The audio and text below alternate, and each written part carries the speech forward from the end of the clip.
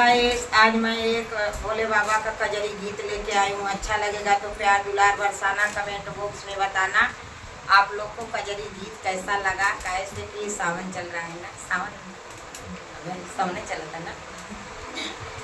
भोला ले चलया अपने सरनिया में, देवघर नगरिया में ना। भोला ले चलया अपने सरनिया में, देवघर नगरिया में ना। भोला ले चलया अपने सरनिया में, देवघर नगरिया में ना।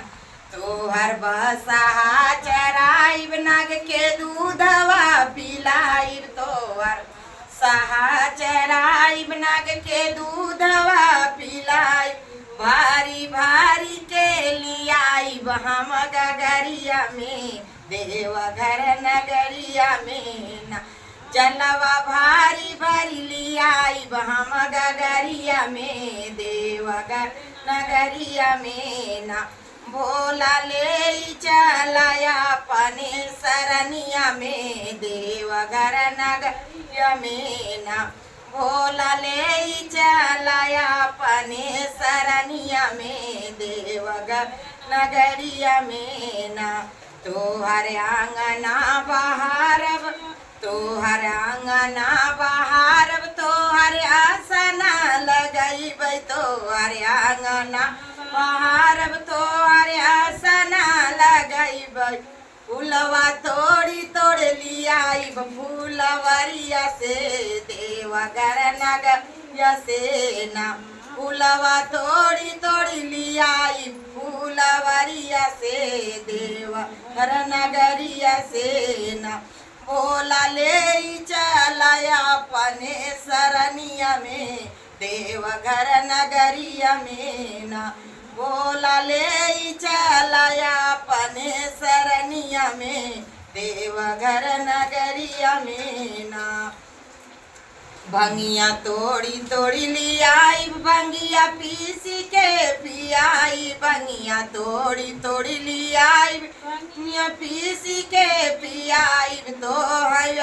तो है भाजना गवाई हम सरनिया में, देवघर नगरिया में ना। भोला ले चलया अपन सरनिया में, देवघर नगरिया में ना। बगिया तोड़ी तोड़ी लियाई, पीसी पीसी के पिलाई। बगिया तोड़ी लियाई, पीसी पीसी के पिलाई। तोहर महना भलाई हम भजनिया से, देवघर नगरिया से ना।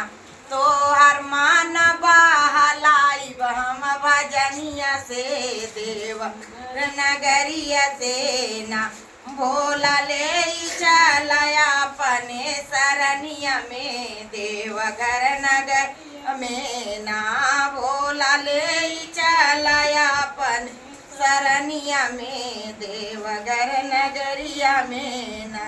गणपत गोद में खेलाई, पालन झूलना झूलाई। गणपत गोद खेलाई, पाल झूलना झूलाई। उनकर मनवा बहलाई हम भजनिया से, देवघर नगरिया से ना। भोला चलया अपने सरनिया में, देवघर नगरिया में ना। भोला ले चलया अपने सरनिया में, देवघर नगरिया में ना। भोला ले चला अपने सरनिया में, देवघर नगरिया